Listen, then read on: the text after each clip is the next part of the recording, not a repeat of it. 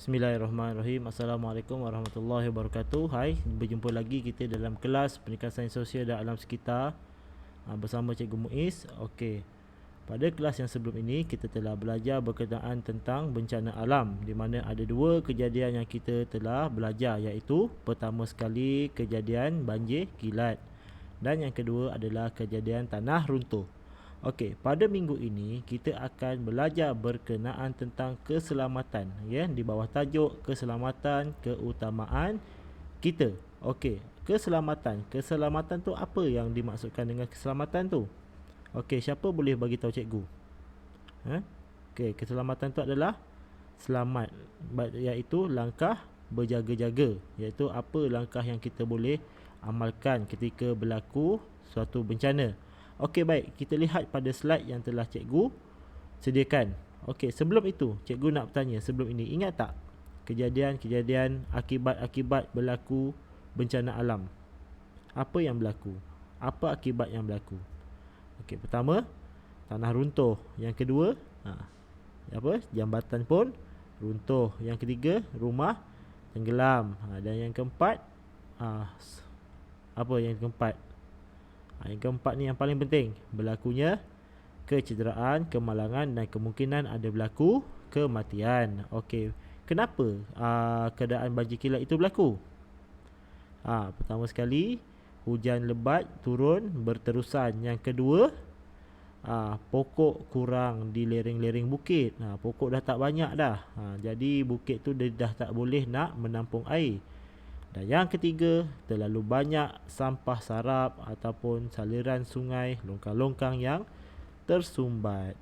Okey, pada minggu ini kita akan melihat keselamatan keutamaan kita. Okey, kita lihat pada slide yang telah cikgu sediakan. Yang berikut ialah langkah-langkah keselamatan semasa berlaku banjir dan tanah runtuh yang kita perlu patuhi. Okey, ada dua perkara kat sini. Kita tengok yang warna merah dan dia ada yang warna biru. Okey, baik. Kita lihat yang warna merah terlebih dahulu, ya. Awas. Awas tu apa yang awak tak boleh buat, ya, apa yang awak jangan buat, apa yang awak perlu elakkan. Okey, pertama sekali kita lihat pada cikgu punya cursor mouse ni, ya. Jangan bermain air banjir. Jangan main air banjir, sebab dalam air banjir itu, pertama sekali air banjir itu sendiri kotor, ada banyak kotoran. Yang kedua, kita tak tahu berapa dalam banjir itu. Takut kita berjalan, kita terjatuh di dalam longkang, kita terjatuh di dalam sungai. Dan yang ketiga, takut ada binatang berbahaya. Okey, yang kedua, jangan melalui kawasan yang ditimpa bencana. Okey, kalau awak tahu dekat kawasan tu hujan lebat, kalau kat kawasan tu selalu berlakunya tanah runtuh, kita cuba elakkan, ya. Kalau tak ada apa-apa keperluan, kita elakkan pergi ke kawasan itu. Yang ketiga, jangan menyentuh suis atau kabel elektrik. Cikgu nak tanya, okey, dalam keadaan tangan kita basah, keadaan kita basah, lepas kita mandi, lepas kita makan, basuh tangan, boleh tak kita pegang suis tu? Boleh tak? Tak boleh. Okey, kalau nak pegang juga, kita perlu lap tangan kita sehingga kering, barulah kita menekan suis itu. Faham? Okey, baik. Dan yang kedua, amalkan. Okey, amalkan ni apa yang perlu kita lakukan, apa yang kita perlu buat dan apa yang kita perlu sediakan pada diri kita. Baik. Yang pertama, dengar arahan ibu bapa. Ini yang paling penting. Jika berlaku sebarang bencana, jika berlaku sebarang kemalangan, pertama sekali bagi diri-diri awak semua, kanak-kanak, awak wajib dengar arahan ibu bapa. Itu yang paling penting, kerana hanya ibu bapa awak saja yang tahu apa yang perlu dibuat untuk menghadapi bencana. Okey, yang kedua, hubungi pihak berkuasa. Okey, pihak berkuasa seperti polis, kita hubungi bomba, Jabatan Perkhidmatan Awam. Kadang-kadang ada askar juga yang membantu kita dalam usaha menyelamatkan diri daripada bencana alam. Dan yang terakhir sekali, pindah ke tempat yang selamat, tempat pengumpulan. Okey, di mana kalau banjir tu selalunya kita akan berkumpul di dewan, di kawasan sekolah, di mana tempat yang telah disediakan oleh pihak berkuasa sehingga banjir itu surut. Okey, baik, faham? Okey, soalan. Cikgu ada soalan. Okey.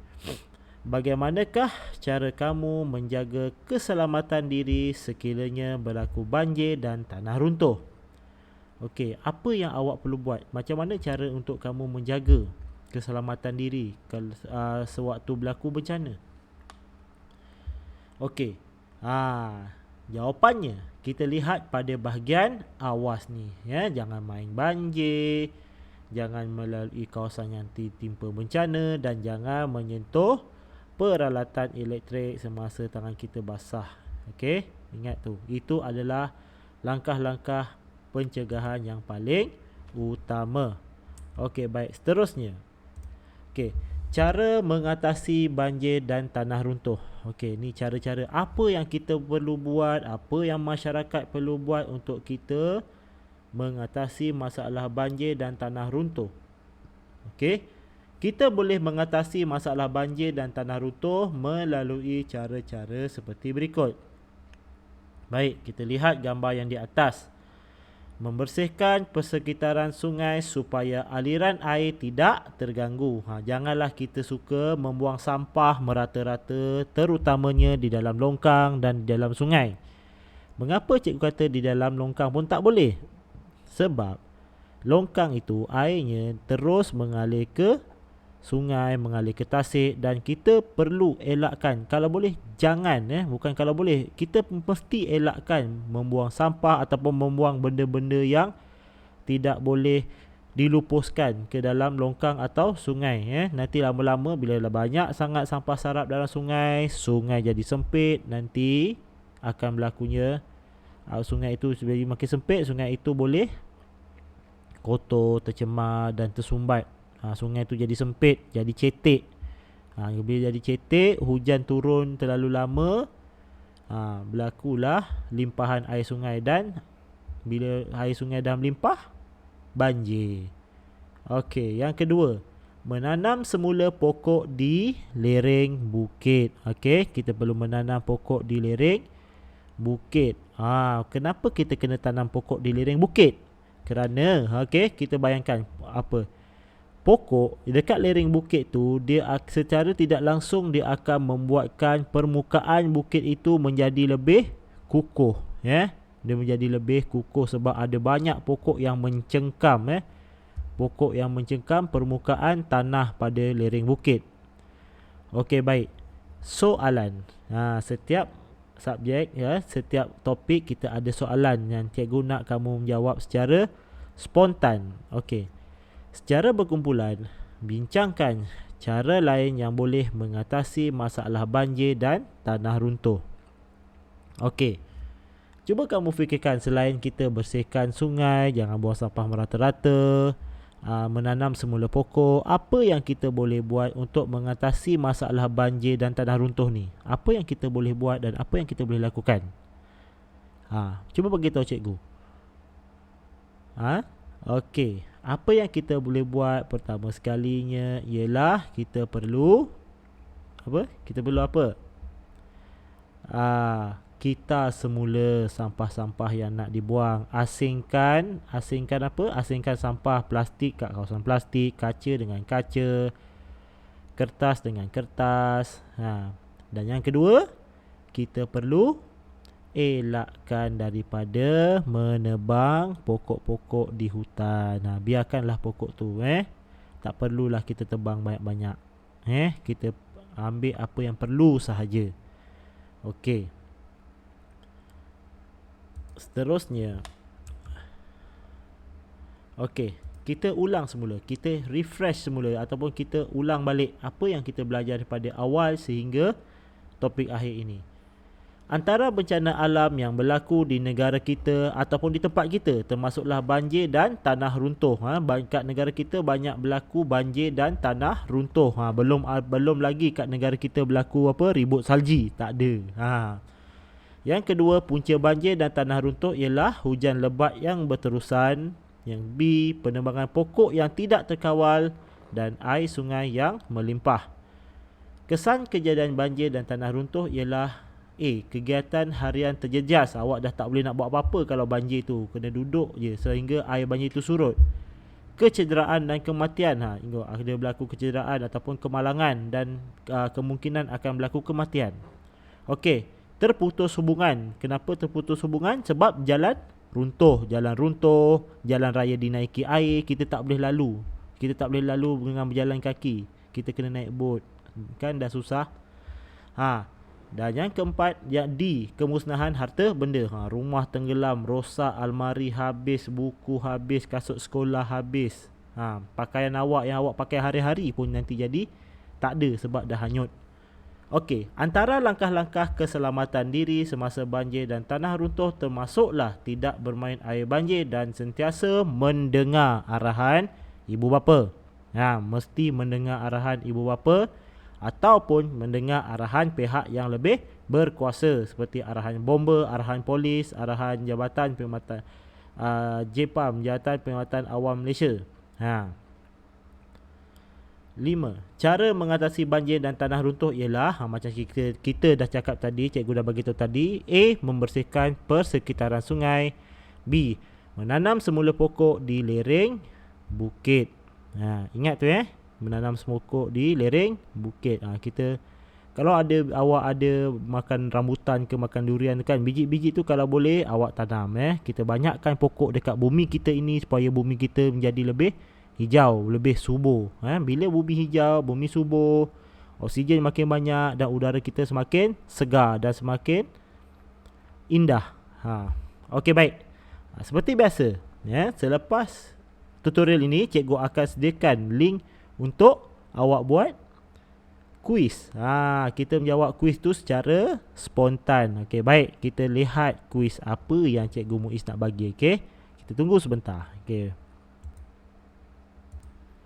Okey, baik. Okey, kita lihat pada gambar di atas. Okey, kita akan jawab kuis ini. Okey. Soalan yang pertama, apakah itu banjir? A, keadaan air yang menenggelami kawasan yang luas. B, hujan yang sedikit. C, orang yang bermain air. Jawab. Type tu. A ke B ke C? Type di bawah. Okey, Aikal, Syahira, type A, B atau C jawapannya. Okey. Kita lihat bersama-sama apakah jawapan dia. Okey. Kita lihat keadaan. Okey, jawapannya adalah A, keadaan air yang menenggelami kawasan. Okey, apakah itu tanah runtuh? A, permukaan tanah yang banyak. B, tanah yang mengelongsor dari kawasan tanah tinggi ke rendah. Maksudnya tanah itu jatuh daripada atas ke bawah. C, tanah pamah. Apa jawapan dia? Tuliskan. Maaf, bukan tulis, typekan. Okey, jawapan dia B, tanah yang mengelongsor dari kawasan tanah tinggi ke tanah rendah. Apakah punca banjir dan tanah runtuh? Apa punca dia? Kenapa berlakunya banjir dan tanah runtuh? A, tanah yang kering kontang. Kering kontang tu tanahnya kering, tak ada air. B, kilat. Kilat. Betul ke kilat boleh berlaku tanah runtuh? Okey, dan C, hujan lebat yang berterusan. Okey, macam cikgu dah bagi tahu banyak kali tadi, kalau benda ni berlaku, pasti akan berlaku banjir, kilat dan tanah runtuh. Apa jawapan dia? Jawapan dia C. Okey, pandai. Bagus, ingat. Okey. Yang keempat, yang manakah di antara berikut bukan punca banjir dan tanah runtuh? A, pembakaran terbuka. B, penebangan pokok yang tidak terkawal. C, saliran sungai yang terhalang. Dia bukan punca. Benda ni kalau awak buat pun dia tak berlakunya banjir. Penebangan pokok, tak, penebangan pokok berlaku banjir. Okey, apa yang berlaku? Maksudnya apa jawapannya? A, pembakaran secara terbuka. Kalau awak bakar sampah, insya-Allah tak berlakunya banjir, kilat dan tanah runtuh. Adakah kita perlu menjaga alam sekitar? Tengok gambar ni. Kita tengok gambar ni. Ada gambar pokok yang hijau, daun yang merimbun. Ini banyak oksigen ni. Sehat ni, untuk bagus untuk paru-paru awak ni. Okey, apa jawapannya? Perlu atau tidak perlu? Perlu tak tanam pokok banyak-banyak? Perlu tak? Mestilah perlu. Okey, baik.